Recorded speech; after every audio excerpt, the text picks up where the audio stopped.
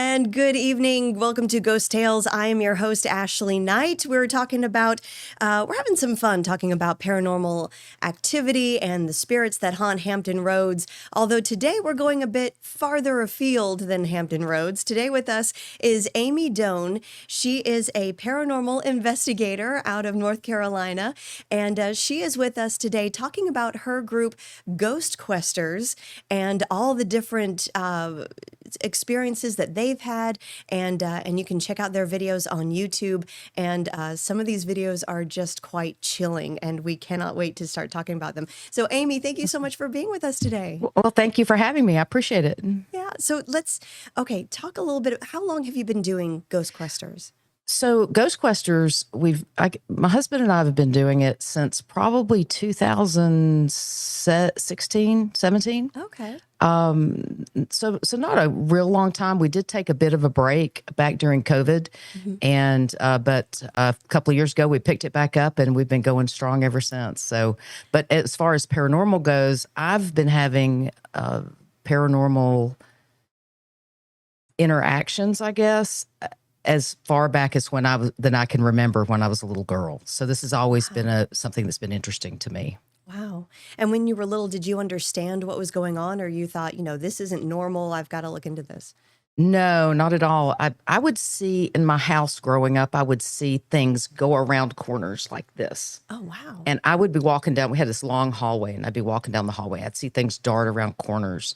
And then I never felt comfortable in the back of the house, even as an adult. I would, when I moved back there after college, I would be back there going, this doesn't feel right. It just doesn't feel right at all. And where did you grow up? In East Tennessee. East Tennessee. Oh, wow. Yes. Did you ever research your property and see if there was any kind of history there? Well, no, not officially, but I have read some things. There was an old house that was right behind us that has a lot to do with the birth of Tennessee and Jonesboro, Tennessee, which was was the first capital of Tennessee. This house had a lot to do with that kind of era. So, and I wonder if the land didn't belong to indigenous people earlier than that. So I think there's a lot going on there. It's just, it never felt right to me. And I lived there for, I considered it home for the first 36 years of my life. So it never felt right, though. Wow. Oh, my goodness. To be perceptive at such a young age, that's crazy. And feeling all that going on. Okay, so the first thing we're going to talk about is your experience that you had at a West Virginia penitentiary. Talk about where this is and how long it had been out of commission, why you guys decided to go over there. Okay. So it is in Moundsville, West Virginia. It's the old West Virginia State Penitentiary, and the place looks like a big castle. And it's huge. It takes up a whole block. It's been there for a long time, and they've opened it. As many of these places that we investigate, they're historical buildings that people have bought because they fell in love with the building and they want to keep it for the history of the area of the building. And they use tours and things like that and paranormal investigations to fund keeping the buildings up. So that it's one of those buildings. We ended up there because we were actually on our way to New York. So most of these things we do, we have to do a road trip because we really can't fly with all of our equipment. Sure. Yeah. So they end up being these epic road trips that take, days or sometimes a week. So we try to build vacations in around it. But that's how we ended up in Moundsville, West Virginia. You don't just happen through there. Right. You don't just happen upon this penitentiary. Right. So talk about this crazy experience you had there. So we went, the first thing that happened is I went there for a day tour. We try to do day tours of the locations if we can, if they offer them before we go do the nighttime investigation. And so I walked into the prison. We were in this long hallway where they used to line up the inmates to go to meals, to do counts, things like that. And the minute that I walked in there, I felt like somebody was standing up right behind me. Like, how somebody, you'll be in a crowd and somebody will be up in your personal space and you're like, oh my gosh, get off me. Yeah. I felt that immediately. I was like, something's on me. So it started there. And then we went, I think we started our investigation about 9 or 10 o'clock, and we did it with a tour with Jason, who's one of the the people who works there, who's just absolutely fantastic and has done some paranormal things on his own with another group.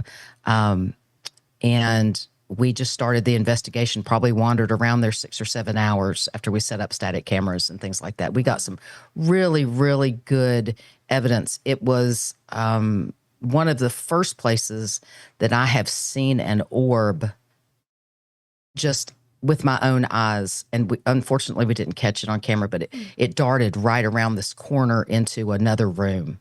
And I saw it come. It was coming at me, and then went around the corner. And I was like, "Oh, that was so cool! Wow. That was so cool." But we had been getting some disembodied voices and some things through our spirit box before that, so that was fantastically fun. Yeah. And that's really rare though to see physically an orb without like using a camera Yes. or anything like that. Yeah. Well, it was for me. It was for me. It was the first time I'd actually seen one, and I was like, "Oh, I wish you." My husband had the camera. I said, "Oh, I wish you had been turning." We learn something new on every investigation that we do. So I said, when we do this, we have got to have cameras on, like on both sides, like that. We've got to have cameras everywhere so we can catch these things. But so people who know me know that I'm not going to say something that I didn't see or it didn't happen to me. But you're just gonna have to believe me on that one. But it was so neat, and Yeah, that's neat. so that was a fun place. Have you thought about like do you all wear body cameras when you go through it, or you just have them set up in the room? We've talked about doing a body camera. We have several static cameras. We have several handheld cameras. We so we try to put things, we try to get as many cameras in as we can. We invite people. This one, it was just us, but we'll invite people to go on investigations with us. So we'll have a second camera person. It's hard for me to do. I do most of the investigating, and it's hard for me to do the investigating and hold cameras and do all that. So yeah, we have talked about doing some body cameras. I mean, but we haven't gotten there yet. But that's a good idea. Thanks. Yeah. Yeah. Just another pair of eyes, right? Oh, sure. Okay, so we're going to take a quick break, and Sure. and when we come back, we'll talk about a Tennessee hospital that y'all visited on your journeys. We'll be right back. Fantastic.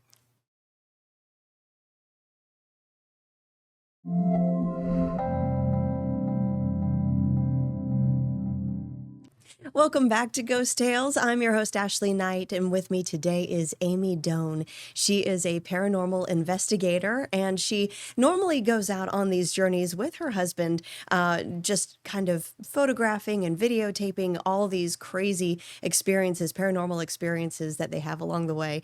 And we talked recently about, we just talked about the West Virginia Penitentiary. What was the name of it? The West Virginia Penitentiary at Moundsville. Gotcha. And so now we're talking about a Tennessee hospital.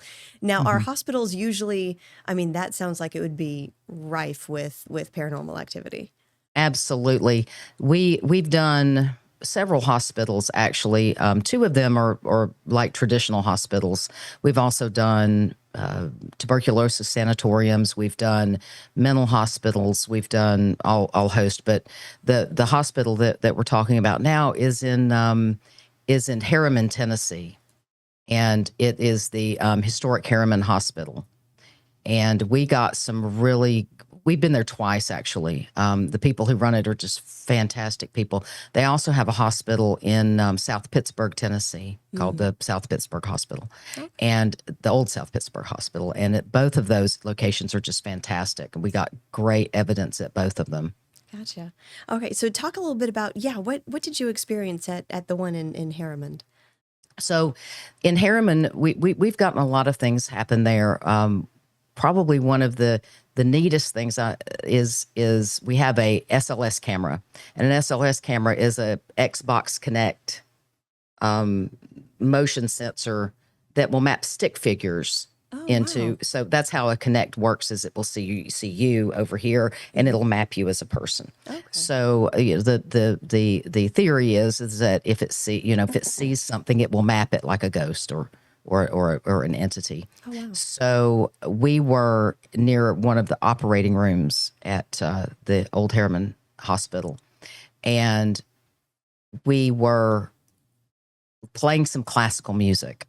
because we use music some to try to get spirits to engage with music, because they're just like people. They had music that they loved, and so we started playing some classical music, and we had a figure show up on the SLS camera, and it was like it was playing a violin. It was doing this. Oh my goodness. Yeah, and it did it for a while. It was like it was dancing to it, Oh, and wow. it was really really neat. These SLS figures will do a lot of things.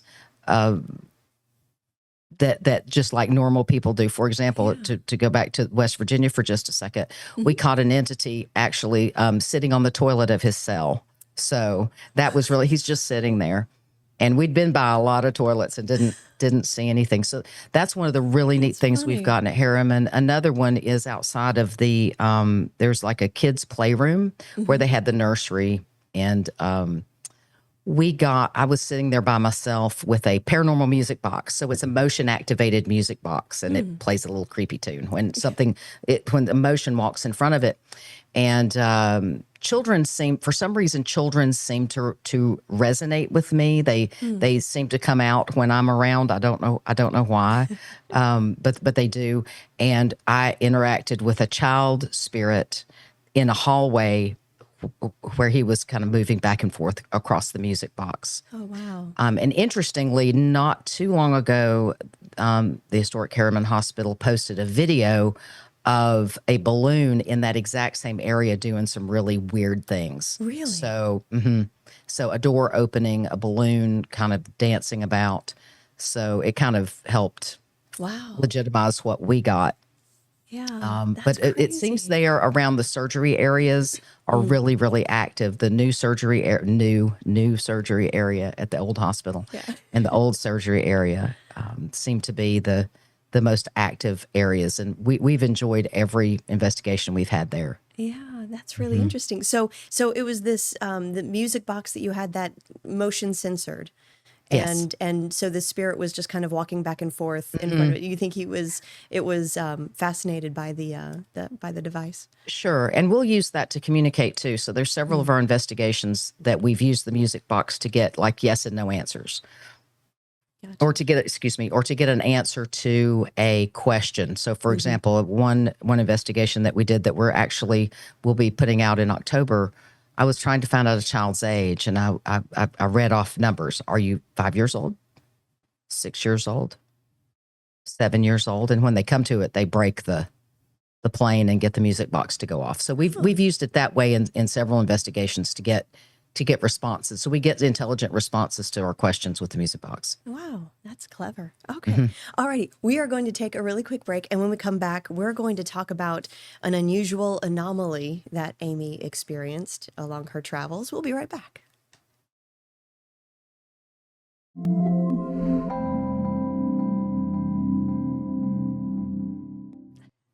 Welcome back to Ghost Tales. Joining me today is Amy Doane, who is a paranormal investigator out of North Carolina. And Amy, so we've talked about interesting experiences at a West Virginia penitentiary in Moundsville. We've talked about a really interesting hospital in Harriman, Tennessee. Talk about, where was this unusual anomaly that you experienced? It was also at the historic Harriman Hospital, and it was in the new surgery area. And it was probably about 4 o'clock in the afternoon. We were just setting up our stationary cameras. And so my husband was off doing some other cameras. I was outside the new surgery room setting up a camera. And as I set it up, I saw an entity come across the screen toward the bottom. I saw something move across the screen like a little string, or look like a string. And I thought, oh, well, that's interesting. I saw it through the night vision, because it's dark. Even at 4 o'clock in the afternoon at this place, it was really dark. So I saw it move across the bottom of the screen. I thought, well, that's interesting. So get the camera set up. I'm going to grab a recorder to do what's known as an EVP session, which is electronic voice phenomena, to try to get some responses on audio. And as I was doing that, whatever that entity was, went through a door, came flying back around my shoulder, and came up and made a little pattern and flew into a wall. Wow. Oh my It was goodness. crazy. I didn't see it at the time. I just saw Hmm. the first one because I was focused on getting the recorder started. But I'm Hmm. so glad that I got it set. So my husband Wow. sent that to me as soon as we got home, and I was like, "Holy cow, that's Wow. great!" And so we sent it to the people at Harriman, and they sent us a video from about 5 days before that they had captured the exact same anomaly at the exact same place in Wow. the hospital. So it validated ours, it validated theirs. It was Yeah. great. It was so neat. I don't know that I'll ever capture anything as awesome as So that's really, so it's kind of like a reoccurring thing that kind of plays on a loop, maybe. It I just kind of goes through the maybe same it motions. hangs out in that hallway. It was headed away from me, but when they sent the video that they had already gotten, it was Hmm. headed toward the cam. It was on their um, security system, so Oh, okay. that's how they saw it at the hospital, and it was flying at them. So it hangs Wow. out, whatever it is, it hangs out in that hallway, and it Yeah. seems to have its own light source because in the middle of it, there's a little like ball Hmm. that floats, you know, Wow. that has like these things coming off of it. It's fascinating. Oh, It's just, wow. the things that we get are fascinating. Yeah, that's so cool. And again, if you want to check out these videos, you can go to Ghost Questers on YouTube. How many videos do you have up there now? We probably have between episodes and what we call creepy clips, we Hmm. probably have 25 or 30. We'll be adding 3 episodes about St. Albans Sanatorium in Radford, Virginia. Oh, wow. We've been there twice, so we've got 3 episodes on that, and then we'll have some creepy clips too.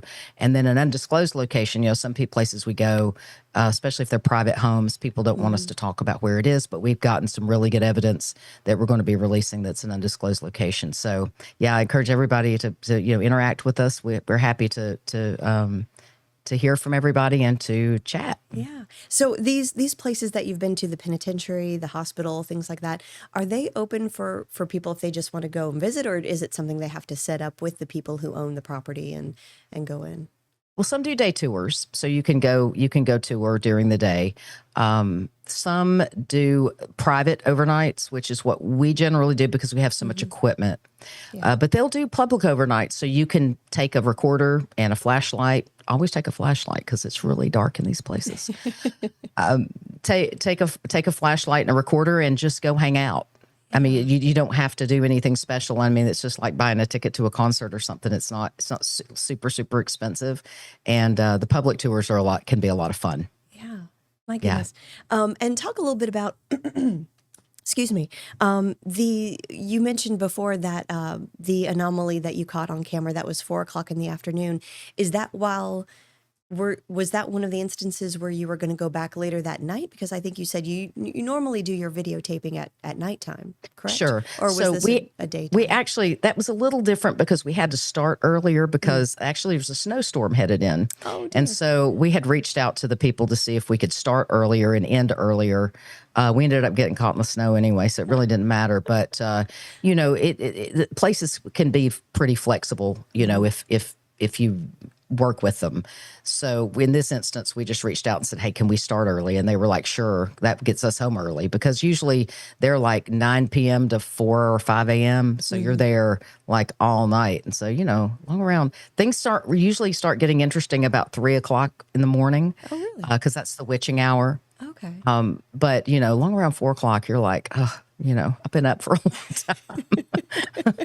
Got to keep your energy up because Yeah. they feed off that energy. They love the energy. So you have Mm. to keep your energy up. So yeah, but there's usually I have so much adrenaline going, it doesn't matter. But when it hits about 4:30, I'm like, Yeah. getting a little late. And it's just you and your husband on these journeys, right? Usually, So you got usually, to keep each sometimes other up. We'll invite friends. We've done one investigation where we had 6 or 7 people with us. It's a lot. Hmm. We don't want anything influencing what we get. When we Yeah. go to these places, they'll have like a host, but the host stays in a room all off by themselves. So you're literally have the run of these places just all by yourself. Oh wow. It Okay. can get a little creepy. Yeah, I can see that. Well, we've got a little bit more time. Do you have a favorite adventure of yours that we haven't talked about?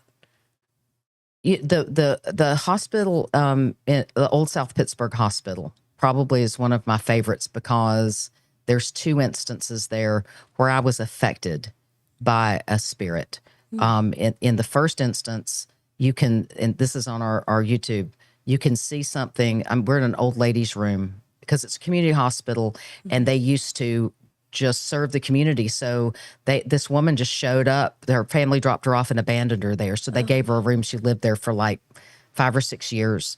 And you can see an entity leave leave the wheelchair. So it's like a white light leaves the wheelchair. It comes flying at me, and I'm off camera over to the side, and it comes flying at me. And the second it flies off screen toward me, I say, I just all of a sudden got really, really sad in here. And I just felt so sad. And when we went back and we saw that thing flying at me, it was something coming at me. It made me feel, I guess, how it felt. Yeah. In the same place, I got in another part of the hospital, there's an angry old man, and I got really angry. We try not to find out too much about what's going on in these places because we don't want it to affect how we might feel. So at the time, I didn't know that the guy got really angry, but he did not like me.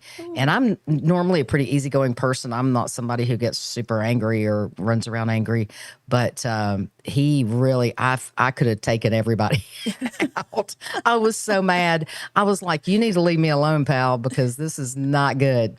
So that was really, really neat to feel what they must have felt. Yeah. So those are some of my favorite moments, but each investigation has its own moments to it like that. You know, if you're really getting good, evidence. Yeah. Wow. Does that happen very often where you'll feel what they're feeling? Does that happen everywhere or just certain It has places? happened more and more as we've gone along. The first time it happened to me, it was at Waverly Hills Tuberculosis Sanatorium, where it felt like something was sitting on my chest. It was weird. Oh, wow. I was in a room. I felt like I broke out in a sweat. I walked out of the room, and it was like a light flipped off, like, boom, okay, we're done. We're done messing with you. But it happens more and more the more we do it. I guess maybe I'm a little bit more open. It doesn't happen to my husband a lot, but he gets punched and kicked. Oh my goodness. Things like to punch and kick him. He got punched at West Virginia. He got kicked at Old South Pittsburgh. Got kicked in the leg. So yeah, wow. Things like to get him.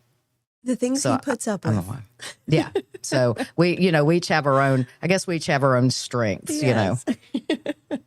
He's building up fortitude physically, and you're building up fortitude emotionally. Right. Exactly. Right. Oh my goodness. Okay. So, all right. So, remind folks where they can find your videos. Ghost Questers?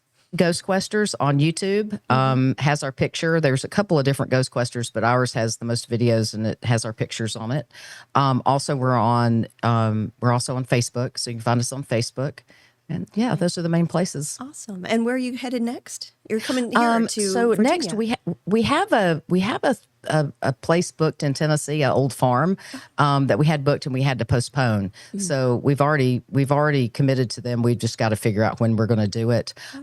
We also want to go back to Ferry Plantation House up there in your neck of the woods, because we went there. We didn't get a ton, but we want to go back to see what we get. We got like a ghost cat. Oh, yes. So, yeah, yes. Meowing. Yes. So we want to go back with some. We have a little bit more equipment now, so we want to see if we get something else. So that would be another place that we want to do. Yeah, but in October, we do have some new videos coming out. We'll have 3 on St. Albans. So, like and subscribe. Wonderful. All right. Yes. And our viewers will be, very familiar with Ferry House Plantation. We've had several people on from there. So yeah, we're well acquainted. So, all right. Well, thank you so much, Amy Doane, for being on with us today, and happy haunting in your future adventures. Oh, thank you so much. I appreciate it. All right. And thank you for joining us for tonight's episode of Ghost Tales. We'll see you next time.